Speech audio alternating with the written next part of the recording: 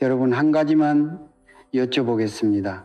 밤에 혼자 누워 계신 적 있으시지요? 시계 소리만 들리는 그 조용한 밤말입니다. 그 고요한 시간에 문득 이런 생각이 스쳐 지나간 적 없으세요? 지금 내가 여기서 쓰러지면 얼마나 지나야 누군가 나를 알아볼까? 하루가 지나야 할까? 이틀이 지나야 할까?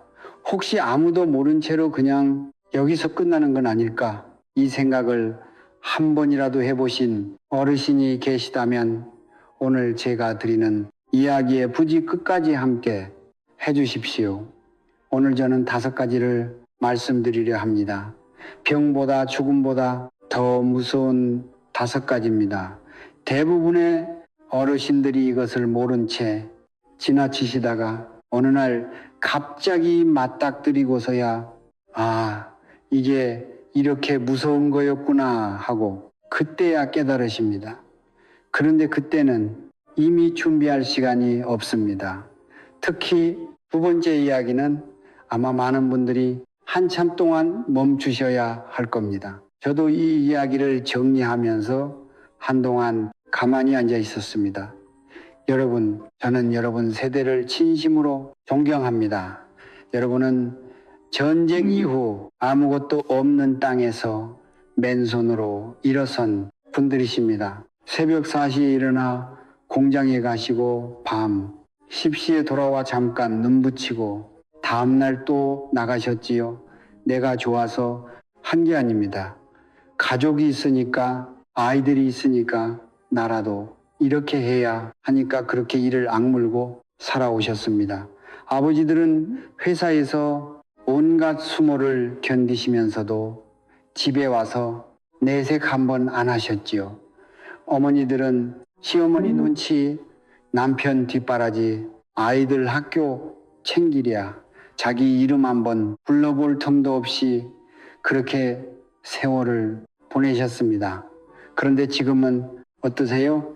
아이들은 다 컸고 손주도 있고 집도 마련했고 못 배우게 할까 봐 그렇게 벌었던 학비도 다 되셨습니다. 그런데 막상 다 해놓고 보니 이상하게 허전하시지요. 가끔은 외롭고 가끔은 몸이 말을 듣지 않고 가끔은 내가 이제 왜 사나 싶기도 합니다. 저도 그렇습니다. 저도 이 나이가 되니 그런 생각이 들 때가 있습니다. 그래서 오늘 이 이야기를 드리는 겁니다. 여러분을 겁주려는 것이 아닙니다. 같이 알고 같이 준비하자는 것입니다. 무서운 것은 모르고 당하는 것이지 알고 대비하면 오히려 힘이 됩니다. 오늘 이 자리가 그런 시간이 되었으면 하는 마음입니다. 이야기를 시작하기 전에 하나만 여쭤보겠습니다. 제가 오늘 5가지 이야기를 드릴 텐데 여러분은 그 중에서 무엇이 제일 무서울 것 같으세요? 혹시 외로움이 제일 무섭다 싶으시면 댓글에 1번 병이 제일 무섭다 싶으시면 2번 하고 편하게 숫자만 적어 주십시오. 영상 끝까지 보시고 나서 생각이 바뀌시면 그때 다시 적어 주셔도 괜찮습니다. 자, 그러면 첫 번째 이야기를 시작하겠습니다. 여러분, 외로움이라는 단어를 들으면 어떤 그림이 떠오르십니까? 혼자 밥 먹는 모습, 빈 방에 앉아 계신 모습, 그런 것도 외로움이지요. 하지만 나이가 들면서 느끼시는 외로움은 조금 다릅니다. 사람이 아무도 없어서 외로운 게 아닙니다. 사람이 있어도 외롭습니다. 그게 더 무서운 겁니다. 한상철 어르신 이야기를 드리겠습니다. 올해 1살이신 분인데 대구에 사십니다. 이분은 35년간 중학교에서 국어 선생님을 하신 분입니다. 성실한 분이셨지요. 한 번도 결근하신 적이 없으셨고 학생들 사이에서도 믿음직한 선생님이셨습니다. 4년 전에 사모님이 먼저 떠나셨습니다. 갑작스러웠습니다. 이번 그날따라 아침밥을 차려놓고 당신은 머리가 좀 아프다며 방에 들어가셨는데 그게 마지막이었습니다. 그 뒤로 한상철 어르신의 하루는 이렇습니다. 아침에 눈을 뜨시면 거실로 나오십니다. 텔레비전을 켜십니다. 볼 것이 있어서가 아닙니다. 소리가 필요한 겁니다. 사람 목소리가 집안에 있어야 견딜 수 있으시니까요. 점심은 혼자 드십니다. 냉장고에 있는 걸로 대충 때우시는데 가끔은 밥을 아예 차리지 않는 날도 있습니다. 귀찮아서가 아니라 혼자 먹으려니 손이 안 가는 겁니다. 오후가 되면 동네 근린 공원에 나가십니다. 벤치에 앉으셔서 지나가는 사람들을 보십니다. 산책하는 부부, 아이 손잡고 걷는 젊은 엄마, 웃으면서 이야기하는 친구들, 그걸 보시면서 가만히 앉아 계십니다. 말을 거는 사람은 없습니다. 아는 사람도 거의 없으십니다. 퇴직하고 나시니 연락하던 동료들도 하나둘 뜸해지고 동네 사람들은 언제 이사 왔는지 얼굴도 모릅니다. 아드님이 2분 계시는데 한 분은 서울에 한 분은 부산에 사십니다. 일주일에 한 번 전화가 옵니다. 아버지 밥은 드셨어요? 건강하시죠? 그러면 한상철 어르신은 늘 같은 대답을 하십니다. 잘 있다. 걱정 마라. 전화는 3부를 넘기지 않습니다. 할 말이 없는 게 아닙니다. 그런데 뭘 말해야 할지 모르겠는 겁니다. 아들들도 바쁜 거 아시니까 괜히 길게 붙잡고 싶지 않으신 거지요. 그러던 어느 겨울 저녁이었습니다. 한상철 어르신이 화장실에서 미끄러지셨습니다. 엉덩이를 크게 부딪히시고 일어나질 못하셨습니다. 손을 뻗어봐도 잡을 데가 없고 허리가 아파서 몸을 돌리기도 힘드셨지요. 휴대전화는 거실 탁자 위에 있었습니다. 3시간 반이었습니다. 3시간 반 동안 화장실 바닥에 누워 계셨습니다. 아무도 몰랐습니다. 겨울이라 타일 바닥이 얼음장 같았지요. 이가가 딱딱 부딪히면서 추위에 떨고 계셨는데 그 순간 가장 무서우셨던 건 다친 것보다 추위보다 이대로 아무도 모르고 여기서 죽을 수도 있겠구나 하는 그 생각이었다고 하십니다. 여러분은 어떠세요? 혹시 이런 생각을 한 번이라도 해보신 적이 있으신가요? 한상철 어르신은 결국 힘겹게 기어서 거실까지 나가 전화를 하셨습니다. 다행히 크게 다치지는 않으셨지만 그날 밤 잠을 이루지 못하셨다고 합니다. 다친 게 아파서가 아니라 3시간 반 동안 아무도 나를 찾지 않았다는 그게 너무 서러웠다고 하셨습니다. 그 뒤로 한상철 어르신은 동네 주민센터에서 운영하는 아침 걷기 모임에 나가기 시작하셨습니다. 재밌는 건 이분이 걷기를 좋아하셔서 나가신 게 아닙니다. 다리도 아프고 아침에 일어나기도 힘드셨습니다. 그런데도 나가신 이유는 딱 하나였습니다. 내가 안 나가면 누군가 전화해 줄 사람이 생기니까 어제 왜 안 오셨어요? 괜찮으세요? 이 한마디를 들으려고 나가신 겁니다. 걷기 위해서가 아니라 연결되기 위해서 살아있다는 걸 누군가 알아주기를 바라서 이게 나이가 들면서 찾아오는 외로움의 진짜 얼굴입니다. 미국 브리검명 대학교에서 오랫동안 외로움에 대해 연구한 결과가 있습니다.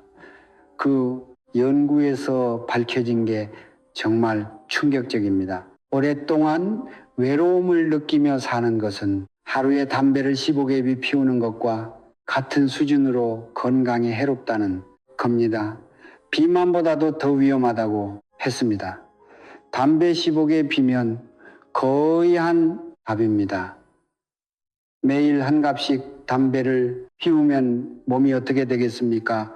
폐가 망가지고 혈관이 막히고 온몸에 병이 생기지요. 그런데 외로움이 그것과 같다는 겁니다. 외로움이 뭐 그리 대수냐 그냥 좀 심심한 거 아니냐 그렇게 생각하시는 분들도 계실 텐데 아닙니다. 외로움은 심심한 게 아닙니다. 몸을 병들게 하는 겁니다. 마음만 아픈 게 아니라 진짜로 몸이 무너집니다. 여기서 제가 하나 여쭤보고 싶은 게 있습니다. 여러분 산에 가시면 가끔 산 꼭대기에 나무가 한 그루 서 있는 거 보셨지요? 바위. 금에 뿌리를 내리고 홀로 서 있는 그 나무 멀리서 보면 참 멋있어 보입니다. 대단해 보이기도 하지요. 그런데 그 나무가 오래 사는 나무일까요? 아닙니다. 산 꼭대기에 혼자 선 나무는 뿌리가 얕아서 바람이 세게 불면 버티지 못하고 쓰러집니다. 반면에 숲속에 나무들이 함께 모여 있는 곳은 어떻습니까? 뿌리가 서로 얽혀 있습니다. 보이지 않는 땅 밑에서 서로를 잡아주고 있지요. 그래서 태풍이 와도 같이 버팁니다. 혼자 서면 멋있어 보이지만 약하고 함께 서면 눈에 띄지 않아도 강한 법입니다. 사람도 마찬가지입니다. 나이가 드시면 혼자 있는 게 편하다고 느끼실 수 있습니다. 사실 그런 분들 많으시지요. 남한테 패 끼치기 싫다. 혼자가 좋다. 그 마음 이해합니다. 저도 그런 날이 있습니다. 하지만 편한 것과 안전한 것은 다릅니다. 혼자가 편하시더라도 나를 알아봐주는 사람 두세 명은 있어야 합니다. 많을 필요 없습니다. 전화해서 요즘 어때 하고 물어봐 줄 사람, 내가 안 나타나면 왜 안 왔어 하고 찾아줄 사람 딱 두세 명이면 됩니다. 그 두세 명이 여러분의 뿌리입니다. 지금 그런 사람이 떠오르시나요? 떠오르시면 다행입니다. 만약 떠오르지 않으신다면 오늘부터 한 명만 만들어 보시는 건 어떠십니까? 동네 경로당이든 주민센터 모임이든 공원에서 매일 보는 얼굴이든 먼저 인사 한번 건네보시는 겁니다. 그게 뿌리를 내리는 첫걸음입니다. 자, 이제 두 번째 이야기로 넘어가겠는데요. 솔직히 말씀드리면 이 이야기가 오늘 5가지 중에서 가장 마음이 아픈 이야기입니다. 저도 이 이야기를 정리하면서 한참을 앉아 있었습니다. 여러분 세대는 평생을 자식을 위해 살아오신 분들이시지요. 내가 못 먹어도 아이한테 먹이고 내가 못 입어도 아이한테 입히고 내 꿈은 접어두고 아이 미래를 위해 모든 걸 바치셨습니다. 그런데 그렇게 살아오신 분들에게 나이가 들면 하나의 공포가 찾아옵니다. 짐이 되는 것, 자식에게 짐이 되는 것. 이게 병보다 죽음보다 무서운 거라고 하시는 분들이 정말 많으십니다. 임경자 어르신 이야기를 해드리겠습니다. 올해 68살이신 분인데 울산에 사십니다. 2년 전부터 무릎이 아프셨습니다. 처음에는 계단 오르실 때 조금 쑤시는 정도였는데 나중에는 평지를 걸으셔도 아프고 시장 가시는 것도 힘들어지셨습니다. 그런데 아드님한테 따님한테 한 번도 말씀을 안 하신 겁니다. 왜 안 하셨을까요? 애들이 바쁜데 내 무릎 아픈 걸로 걱정시키면 되나? 그게 이유였습니다. 아드님은 회사에서 야근하시고 따님은 손주들 키우느라 정신이 없고 그 바쁜 자식들한테 엄마 무릎 아프다고 하면 걱정될 거 아닙니까? 그래서 참으신 겁니다. 아프시면 파스를 붙이시고 많이 아프시면 약국에서 진통제를 사드시고 그렇게 2년을 버티셨습니다. 그러다 어느 날 시장에서 넘어지셨습니다. 미끄러지신 게 아닙니다. 무릎에 힘이 빠져서 그냥 주저앉으신 겁니다. 주변 분들이 일으켜 세워주시고 따님한테 연락이 갔습니다. 따님이 급하게 오셔서 병원에 갔더니 의사가 이렇게 말씀하셨답니다. 왜 이렇게 늦게 오셨느냐고. 무릎 연골이 거의 다 닳아서 수술을 해야 한다고 따님이 울면서 물었습니다. 엄마 왜 말 안 했어? 왜 혼자 참았어? 임경자 어르신은 이렇게 대답하셨습니다. 네가 바쁘잖아. 엄마가 아프다 하면 네가 걱정될까 봐 따님이 더 오셨습니다. 엄마가 그렇게 아팠는데 나한테 말도 안 하는 게 더 속상해. 나중에 따님이 어머니 옷장을 정리하시다가 봉투 하나를 발견하셨습니다. 하얀 봉투에 돈이 들어 있었는데 봉투 한 면에 이렇게 적혀 있었답니다. 병원비, 애들한테 폐암 끼친 봉투 하나에 어머니의 마음이 다 들어 있었습니다. 그게 엄마였습니다. 참 마음이 아프시지요. 여러분 중에도 이런 분 계실 겁니다. 아프신 데가 있으신데 자식한테 말 안 하시는 분, 돈이 필요하신데 절대 손 안 벌리시는 분, 어디 좀 데려다 달라 한마디 못 하시는 분, 왜 그러십니까? 힘이 되고 쉽지 않으시니까 자식한테 패기치면 안 되니까 그 마음을 모르는 게 아닙니다. 저도 이해합니다. 평생 주기만 하고 살아오신 분들이 받는 게 얼마나 어렵겠습니까? 자존심도 있으시고 체면도 있으시고 무엇보다 자식이 힘들어 할까봐 걱정되는 마음이 크신 거지요. 그런데 한 가지만 생각해 보십시오. 임경자 어르신 따님이 왜 우셨을까요? 엄마가 아프시다고 우셨을까요? 물론 그것도 있었겠지요. 하지만 진짜 속상하셨던 건 엄마가 2년 동안 혼자 참으셨다는 겁니다. 나한테 말 한마디 안 하시고 혼자 아프셨다는 것 딸 입장에서는 그게 더 아픈 겁니다. 엄마가 나를 믿지 못하신 건가? 내가 그렇게 바빠 보였나? 나는 뭐라고? 있었나? 이런 자책감이 밀려오지요. 여러분이 자식에게 짐이 되지 않으려고 참으시는 그 순간 자식은 나중에 그걸 알게 되었을 때 평생 죄책감을 안고 삽니다. 내가 참아서 자식이 편해지는 게 아닙니다. 내가 참아서 자식은 나중에 더 아파지는 겁니다. 자식에게 짐이 되면 안 돼. 이 말 다들 아시지요? 그런데 저는 좀 다르게 생각합니다. 자식이 부모를 돌보는 것, 그게 짐일까요? 여러분이 젊으셨을 때 아이가 아프면 밤새 안고 병원 뛰어가셨지요. 그게 짐이었습니까? 아니지요. 그건 사랑이었습니다. 마찬가지입니다. 자식이 나이 드신 부모님을 돌보는 것, 그건 짐이 아니라 그 아이가 배운 사랑을 돌려드리는 겁니다. 여러분이 그 기회를 자식한테 주시는 겁니다. 옛날 로마의 철학자 세네카라는 사람이 이런 말을 했습니다. 도움을 받아야 할 때 받는 것, 그것도 용기라고. 저도 그 말에 깊이 공감합니다. 받는 것도 용기입니다. 주는 건 누구나 할 수 있습니다. 그런데 받는 건 어렵습니다. 특히 평생 주기만 하신 분들에게 받는다는 건 자존심을 내려놓는 일이고 그게 진짜 용기입니다. 오늘 하나만 해보시면 어떠십니까? 자식한테 전화하셔서 사실 요즘 무릎이 좀 아프다 아니면 요즘 좀 외롭다 그 한마디만 해보시는 겁니다. 그게 짐이 되는 게 아닙니다. 그게 문을 여는 겁니다.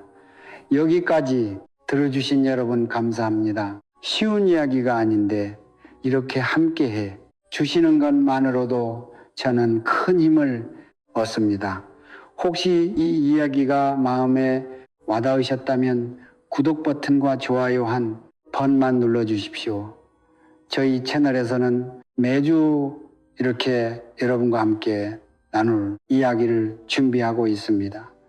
버튼 하나가 저에게는 다음 이야기를 준비할 큰 힘이 됩니다. 자, 이제 세 번째 이야기입니다. 이건 좀 무거운 이야기입니다. 죽음에 대한 이야기인데 정확히 말씀드리면 죽음 자체가 아니라 죽음을 맞이하는 방식에 대한 이야기입니다. 여러분, 죽는 게 무서우십니까? 물론 무섭지요. 누구나 무섭습니다. 그런데 저는 죽음보다 더 무서운 게 있다고 생각합니다. 내가 어떻게 죽을지 그걸 내가 선택하지 못하는 것. 이게 정말 무서운 겁니다. 장기영 어르신 이야기를 해 드리겠습니다.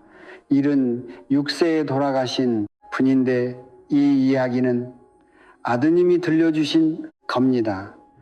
장기영 어르신은 원래 건강하신 분이셨습니다.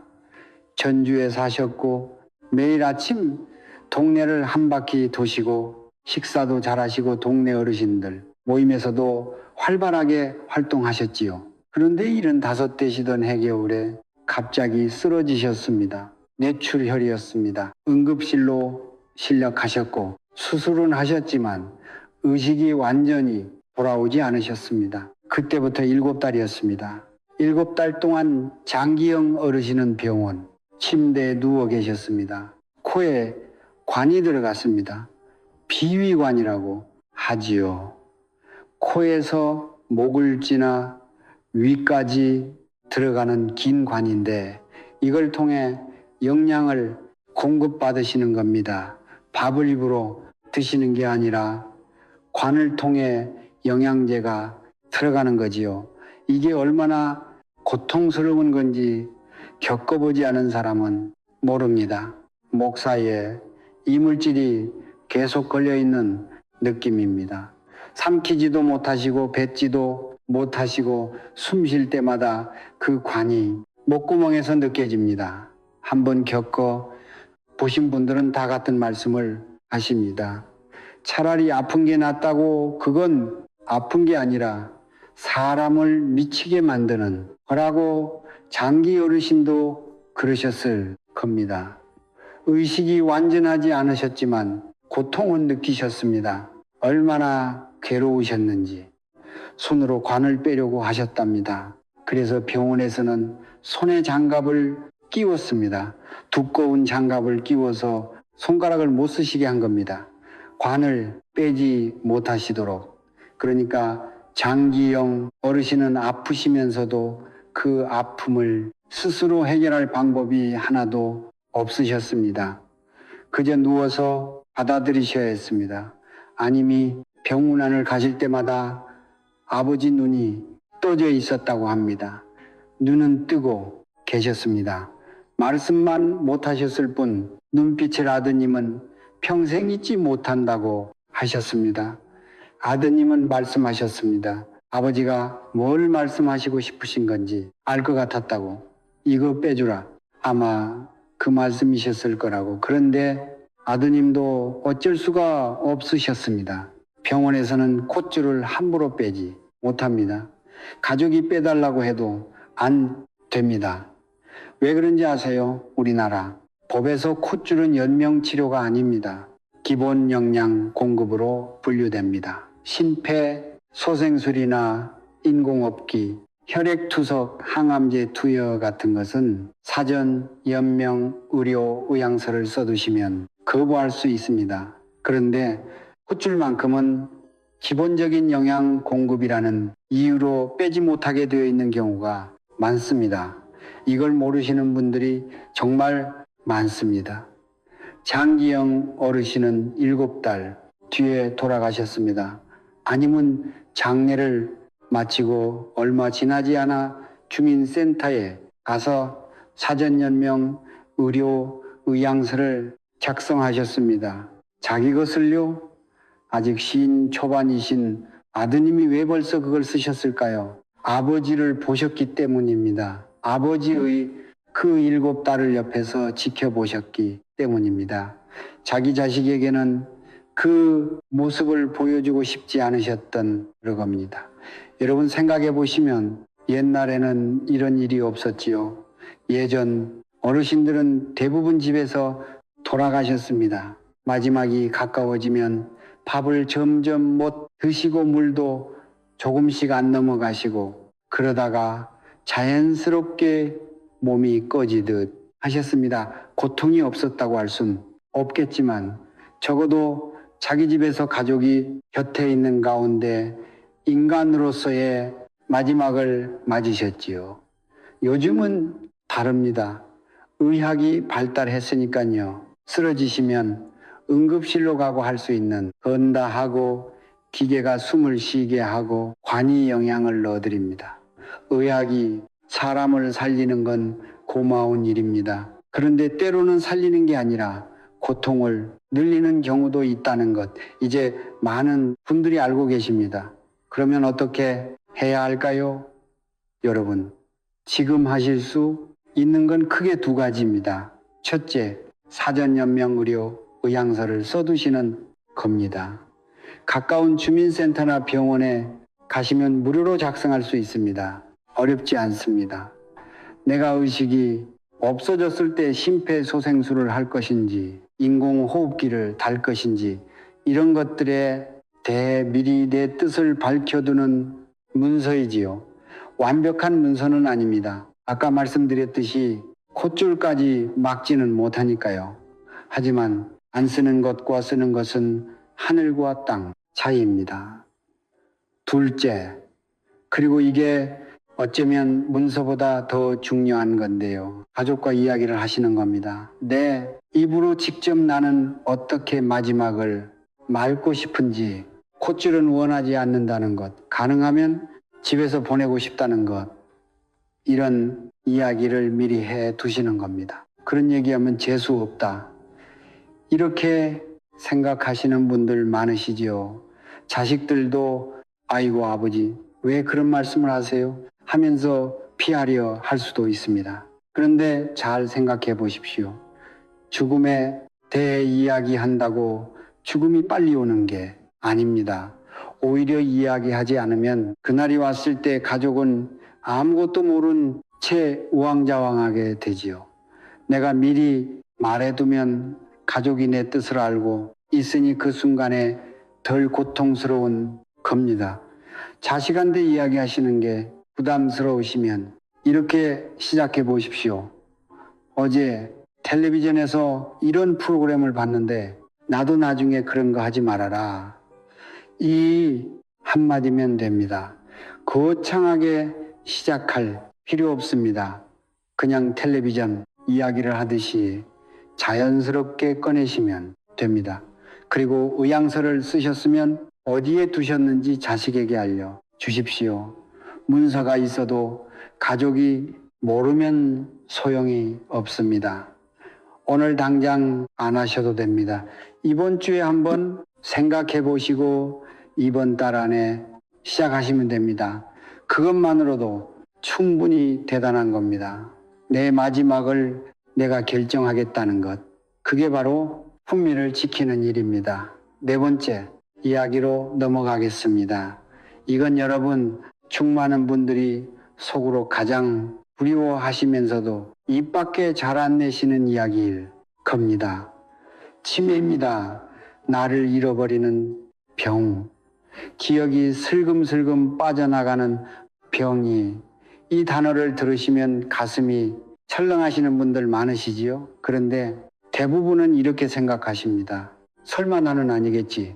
나는 아직 괜찮아. 좀 깜빡깜빡하긴 하지만 그건 나이 들면 다 그런 거 아니야. 그래서 그냥 넘기십니다. 신경을 안 쓰시는 겁니다. 지금 이 시간에도 치매 진단을 받으시는 분들이 늘어나고 있는데 그분들 중에 젊으셨을 때 나는 치매에 걸릴 거라고 예상하신 분이 있으셨을까요? 한 분도 없으셨을 겁니다. 다들 설마 하셨지요? 조미숙 어르신 이야기를 해 드리겠습니다. 70살이신 분인데 구미에 사십니다. 이분은 원래 정말 꼼꼼한 분이셨습니다. 집안일도 칼같이 하시고 손주가 9명인데 9명. 생일을 전부 기억하시는 분이셨습니다. 매년 손주 생일 때마다 직접 전화하셔서 축하 노래를 불러 주셨답니다. 그게 이분의 자부심이었습니다. 그런데 한 2년 전부터 작은 것들이 달라지기 시작했습니다. 처음에는 열쇠를 어디 두셨는지 가끔 잊어버리셨습니다. 그건 뭐 누구나 그러지 않습니까? 대수롭지 않게 넘기셨지요.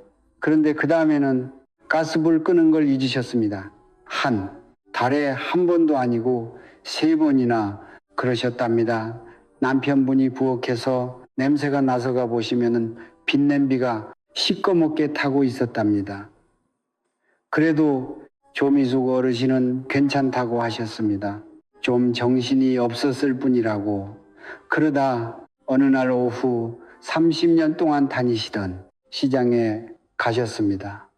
매일 가시는 곳입니다. 눈 감고도 가실 수 있는 그 길인데 그날따라 길이 낯설러 보이신 겁니다. 분명히 아는 길인데 어디서 꺾어야 하는지 갑자기 헷갈리신 그지요. 2블록을 더 걸어가시다가 멈추셨습니다. 여기가 어디지 모르겠는 겁니다. 시장에서 2블록 떨어진 내거리에서 조미숙 어르신이서 계셨습니다. 울고 계셨답니다. 남편분이 찾아 나오셔서 발견하셨는데서 계신 곳이 집에서 겨우 200미 떨어진 내거리였다고 합니다. 200미 30년을 사신 동네에서 200M를 찾지 못하신 겁니다. 그런데 제가 이 이야기에서 가장 마음이 아팠던 부분은 그게 아닙니다. 조미숙 어르신은 손주 9명 생일을 다 기억하시는 게 자부심이었다고 말씀드렸지요. 그런데 어느 날 첫째 손주 생일을 잊으셨습니다. 이분이 제일 아끼시고 제일 사랑하시는 첫째 손주의 생일을요, 가장 사랑하는 손주의 생일이었습니다. 그날 밤 조미숙 어르신은 한참을 우셨다고 합니다. 기억을 잃는다는 건 단순히 뭔가를 까먹는 게 아닙니다. 내가 사랑한 것들, 내가 소중하게 여겼던 것들, 내가 평생 쌓은 것들이 하나씩 허물어지는 겁니다. 그런데 치매의 진짜 무서운 점은 따로 있습니다. 초기에는 본인이 아십니다. 내가 잊어가고 있다는 걸 내가 안다는 겁니다. 뭔가 이상하다는 거, 예전 같지 않다는 거, 이걸 느끼시면서 서서히 무너지는 게 초기 치매의 가장 잔인한 부분입니다. 나중에 아무것도 모르게 되면 오히려 본인은 편할 수도 있습니다. 하지만 아직 아시는 그 시간, 그게 가장 무섭고 가장 외로운 시간입니다. 그러면 우리는 그냥 기다려야 할까요? 아닙니다. 여기서 희망적인 이야기를 하나 드리겠습니다. 세계적으로 유명한 의학 전문지 란셋에서 발표한 보고서가 있습니다. 치매 환자 10명 중 넷, 그러니까 40% 정도가 미리 관리할 수 있는 위험 요인과 관련이 있다는 겁니다. 잘 안 들리시는데 보청기를 안 끼시는 것, 운동을 안 하시는 것, 사람을 안 만나시는 것, 우울한 기분을 방치하시는 것, 이런 것들이 치매의 위험을 높인다는 거지요. 40%면 거의 절반입니다. 절반 가까이 우리가 뭔가를 하면 줄일 수 있는 부분이라는 겁니다. 운명이 아닙니다. 전부 막을 수는 없더라도 상당 부분은 우리 손에 달려있다는 이야기입니다. 그러면 구체적으로 뭘 할 수 있을까요? 거창한 게 아닙니다. 첫째, 걸으시는 겁니다. 하루에 30분이 힘드시면 15분도 괜찮습니다. 중요한 건 매일 하시는 겁니다. 비가 오면 집안에서 왔다 갔다 하셔도 됩니다. 걷는다는 건 다리 운동이 아닙니다. 뇌 운동입니다. 걸으시면 뇌로 가는 혈류가 좋아지고 뇌가 활발하게 움직입니다. 다리로 걸으시지만 사실은 머리가 걷는 겁니다. 둘째, 새로운 걸 하나 해 보시는 겁니다. 대단한 게 아닙니다. 신문 기사를 하나 읽으시고 그 내용을 누군가에게 말해 보시는 것, 그것만으로도 뇌는 자극을 받습니다. 어제 보신 텔레비전 내용을 오늘 옆집 어르신한테 이야기하시는 것, 이것도 훌륭한 뇌 훈련입니다. 새로운 것을 배우시고 그걸 입으로 말씀하시는 과정에서 뇌 여러 부분이 함께 작동하거든요. 공부하시라는 게 아닙니다. 그냥 읽으시고 이야기하시는 겁니다. 셋째, 이건 잘 모르시는 분들이 많은데요. 귀를 점검해 보시는 겁니다. 잘 안 들리시는데 그냥 넘기시는 분들 많으시지요.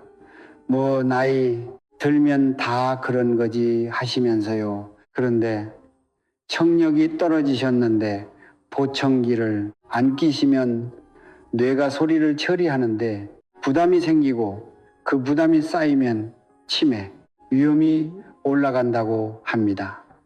란셋 보고서에서도 중년 이후 청력 손실을 치매의 가장 큰 위험 요인 중 하나로 꼽았습니다. 귀가 좀 안 들리신다 싶으시면 입이 누가에 한 번 가보시는 것, 그게 치매를 예방하는 길이기도 합니다. 넷째, 오늘 밤부터 해보실 수 있는 건데요. 잠자리에 드시기 전에 일기를 3줄만 쓰시는 겁니다. 오늘 뭘 드셨는지, 누굴 만나셨는지, 기분이 어떠셨는지 딱 3줄이면 됩니다. 한 줄도 괜찮습니다. 쓰시는 행위 자체가 하루를 정리하는 거고 기억을 한번 더 꺼내 보시는 거고 뇌를 쓰시는 겁니다. 거창하게 생각 마시고 아무 종이에나 적으시면 됩니다. 그게 매일 쌓이면 그게 일기장이 되고 훗날 여러분 인생의 기록이 됩니다. 치매는 무섭습니다. 부정하지 않겠습니다. 하지만 두려워만 하시고 아무것도 안 하시는 것, 그게 가장 위험한 겁니다. 오늘 걸으시고 오늘 이야기하시고 오늘 3줄 쓰시면 그게 치매를 막는 가장 강력한 첫걸음입니다.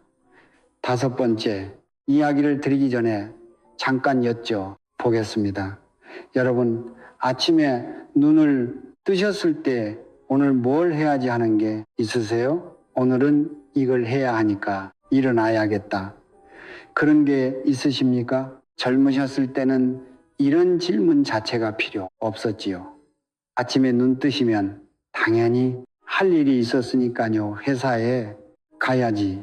아이들 밥을 차려야지. 장을 봐야지. 납기일까지 일을 끝내야지. 몸이 아파도 일어나셨습니다. 쉬고 싶어도 일어나셨습니다. 나를 필요로 하는 곳이 있었으니까, 내가 안 가면 안 되는 자리가 있었으니까. 그런데 어느 날 그 자리가 사라집니다. 퇴직하셨습니다. 이제 회사에 안 가도 됩니다. 아이들은 다 독립했습니다. 밥도 알아서 먹고 돈도 알아서 벌고 엄마 아빠 없어도 잘 삽니다. 손주도 어느새 커서 할아버지, 할머니보다 친구가 더 좋습니다. 남편은 매일 집에 있고 아내도 매일 집에 있고 둘이 마주 앉아 텔레비전을 봅니다. 할 말은 별로 없습니다. 오늘 뭐 하지? 내일도 뭐 하지? 모레도 뭐 하지? 이게 하루 이틀이면 쉬는 거라고 할 수 있지요. 한 달이면 좀 심심하다고 할 수 있습니다. 그런데 이게 1년, 2년, 3년이 되면 사람이 달라집니다. 낮은 후 어르신 이야기를 해드리겠습니다. 올해 예신분인데 원주에 사십니다. 건설회사에서 30년 동안 일하신 분입니다. 부장까지 하셨고 현장을 진두 지휘하시던 분이었습니다. 회사에서는 나부장 하면 모르는 사람이 없으셨습니다. 새벽같이 현장에 나가시고 밤늦게까지 도면 보시고 후배들 가르치시고 늘 바쁘셨지요. 그게 이분의 삶이었습니다. 나진호라는 사람은 곧일이었고 일이 곧 나진호였습니다. 그런데 65 퇴직하셨습니다. 처음 한 달은 좋으셨답니다. 평생 이렇게 쉬어본 적이 없으셨으니까 늦잠도 주무시고 낮잠도 주무시고 밀린 텔레비전도 보시고 그런데 2달째부터 이상해지셨습니다. 아침에 눈을 뜨시는데 일어날 이유가 없으신 겁니다. 어제도 텔레비전을 보셨고 오늘도 텔레비전을 보시고 내일도 텔레비전을 보실 거고 뭘 해야 할지 모르시겠는 겁니다. 석 달째부터는 짜증이 나기 시작하셨습니다. 아내분이 청소기를 돌리시면 시끄럽다고 하시고 밥이 좀 늦으면 왜 이렇게 늦냐고 하시고 별것 아닌 일에 화를 내셨습니다. 원래 그런 분이 아니셨습니다. 현장에서는 후배들한테 항상 인자하셨고 집에서도 다정한 남편이셨는데 퇴직하시고 나서 사람이 변하신 겁니다. 아내분이 어느 날 이렇게 말씀하셨답니다. 당신은 요즘 하루 종일 거실에 앉아서 그림자 같아, 그림자. 그 말씀이 나진호 어르신 가슴에 밝혔다고 합니다. 그림자라는 건 뭡니까? 혼자서는 존재하지 않는 겁니다. 빛이 있어야 생기는 건데 나진호 어르신께는 빛이 사라진 겁니다. 일이 빛이었는데 일이 없어졌으니까 역할이 빛이었는데 역할이 사라졌으니까 남은 건 그림자뿐이었던 거지요. 이건 나진호 어르신만의 이야기가 아닙니다. 특히 남자 어르신들한테 많습니다. 평생 일로 자기 존재를 증명하신 분들이 퇴직하시는 순간 자기가 누구인지 모르게 되는 겁니다. 명함이 없어지면 나도 없어지는 느낌. 회사에서 전화가 안 오면 세상이 나를 잊은 느낌. 그래서 어떤 분들은 퇴직 후에 급격하게 무기력해지시고 우울해지시고 심하면 건강까지 확 무너지십니다. 여자 어르신들도 마찬가지입니다. 형태가 좀 다를 뿐입니다. 평생 아이들 키우시는 게 삶의 전부였는데 아이들이 다 떠나면 집이 텅 비지요. 막내가 결혼해서 나간 날 빈 방을 보시면서 멍이 서 계셨다는 분들 많으십니다. 이제 나한테 밥 해달라고 하는 사람이 없어. 이게 이렇게 허전한 거였어. 그렇게 말씀하시는 어머님들 계십니다. 밥을 안 차려도 되는 게 자유가 아니라 공허함이 되는 겁니다. 쓸모없는 사람이 되는 것. 이건 느린 죽음입니다. 몸이 죽는 게 아니라 마음이 먼저 죽는 겁니다. 아무도 나를 필요로 하지 않는다는 느낌. 내가 있으나 없으나 달라지는 게 없다는 느낌. 이게 사람을 안에서부터 무너뜨립니다. 독일 철학자 니체가 이런 말을 했습니다. 살아야 할 이유를 가진 사람은 어떤 상황도 견딜 수 있다고 거꾸로 말씀드리면 살아야 할 이유가 없으면 아무리 건강하셔도 아무리 돈이 많으셔도 버틸 수가 없다는 뜻이지요. 저는 이 말에 이렇게 덧붙이고 싶습니다. 살아야 할 이유는 거창할 필요가 없습니다. 대단한 목표가 아니어도 됩니다. 내일 아침 눈을 떴을 때 오늘은 이것 때문에 일어나야지. 그 하나면 충분합니다. 낮은 후 어르신 이야기를 이어서 해드리겠습니다. 그림자 같다는 아내분의 말씀을 듣고 한동안 더 힘들어 하셨습니다. 가슴이 답답하고 자꾸 한숨이 나오시고 밤에 잠도 잘 안 오시고 그러던 어느 날 동네를 걸으시다가 집 근처 초등학교 앞을 지나셨습니다. 학교 담벼락에 종이가 한 장 붙어 있었답니다. 초등학교 교통자원 봉사자를 모집합니다. 그냥 지나치시려다가 멈추셨습니다. 대단한 이유가 있었던 건 아닙니다. 그냥 할 일이 없으니까 이거라도 해 볼까 그 정도셨답니다. 다음 주부터 낮진 후 어르신은 매일 아침 7시 반에 그 내거리에 서셨습니다. 형광 조끼를 입으시고 안전 깃발을 드시고 아이들이 길을 건너는 걸 도와주시는 겁니다. 첫날은 어색하셨답니다. 아이들이 쳐다보고 자기가 뭘 하고 있나 싶기도 하시고 그런데 이틀째 되니까 아이 하나가 감사합니다 하고 인사를 하더랍니다. 할아버지 안녕하세요 하는 아이가 생겼습니다. 일주일쯤 지나니까 아이들이 나눠 어르신을 알아봅니다. 아침마다 할아버지하고 손을 흔들어 줍니다. 어떤 아이는 과자를 가져다 주기도 하고 어떤 아이는 할아버지 오늘도 왔네 하면서 웃습니다. 낫지 어르신 아내분이 나중에 이런 말씀을 하셨답니다. 그 내거리에 나가기 시작하시고 나서 당신이 달라졌어. 아침에 알람도 맞추시고 옷도 갖춰 입으시고 밥도 잘 드시고 다시 내가 아는 사람이 됐어. 다시 내가 아는 사람이 됐어. 이 한마디가 다 말해주지요. 낮은 어르신이 하신 일이 뭡니까? 거창한 게 아닙니다. 내거리에서 깃발 드시고 아이들 건너게 해주신 것뿐입니다. 그런데 그 작은 일이 이분을 살린 겁니다. 왜요? 역할이 생겼으니까. 아침에 일어날 이유가 생겼으니까. 나를 기다리는 사람이 생겼으니까. 여러분 혹시 김치 담그실 때 항아리 아시지요? 김장, 항아리. 그 항아리의 김치를 잘 담가서 묵히시면 시간이 갈수록 깊은 맛이 납니다. 그런데 그 항아리를 비워두고 뚜껑을 닫아 놓으시면 어떻게 되겠습니까? 안에 곰팡이가 피고 냄새가 나고 못 쓰게 됩니다. 같은 항아리인데 안에 뭐가 들어있느냐에 따라 보물이 되기도 하고 쓰레기가 되기도 하는 거지요. 사람도 마찬가지입니다. 비워두시면 안 됩니다. 안에 뭐라도 채우셔야 합니다. 대단한 게 아니어도 됩니다.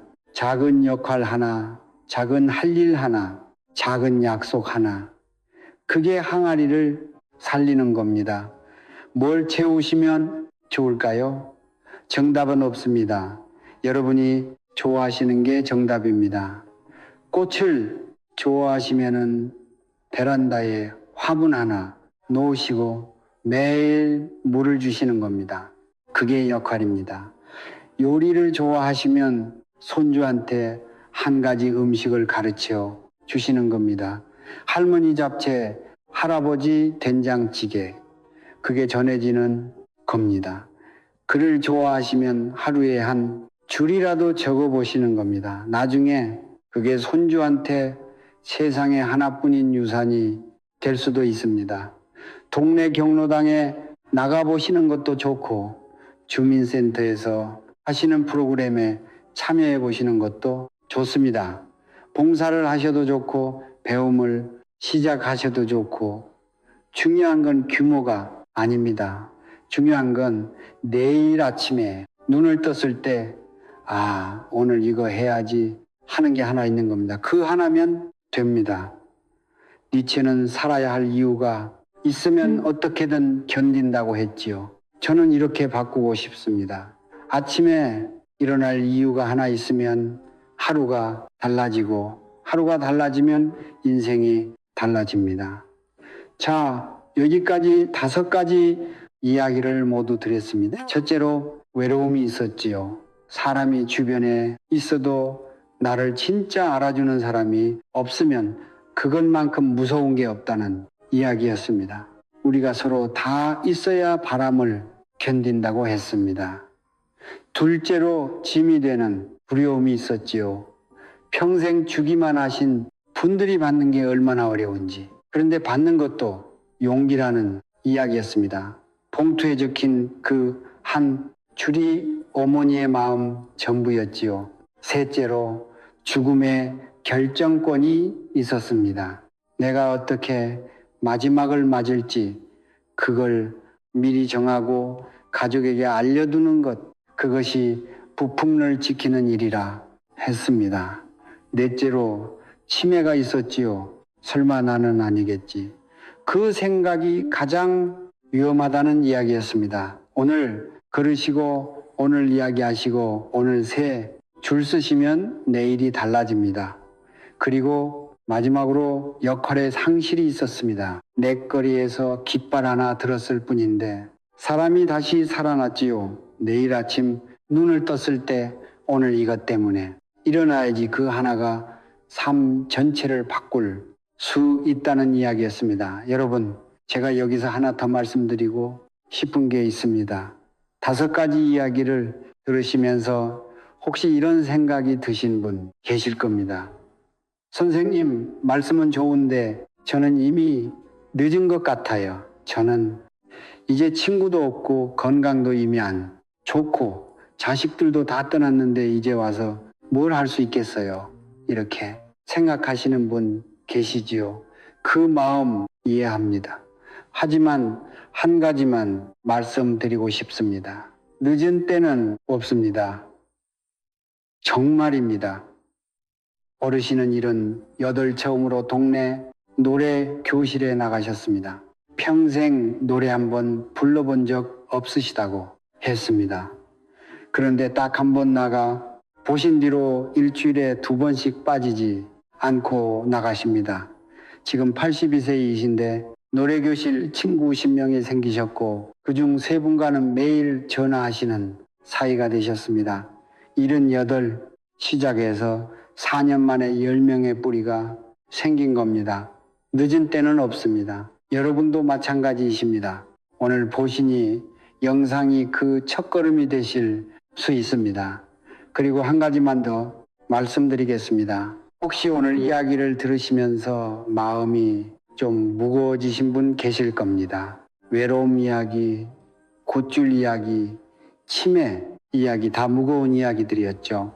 그 무게를 느끼시는 건 당연합니다. 여러분의 마음이 따뜻해서 그런 겁니다. 남의 이야기인데도 내일처럼 느끼시는 그 마음, 그게 바로 여러분이 평생 가족을 지켜오신 힘이기도 합니다. 오늘 밤 주무시기 전에 딱 한 가지만 해보십시오.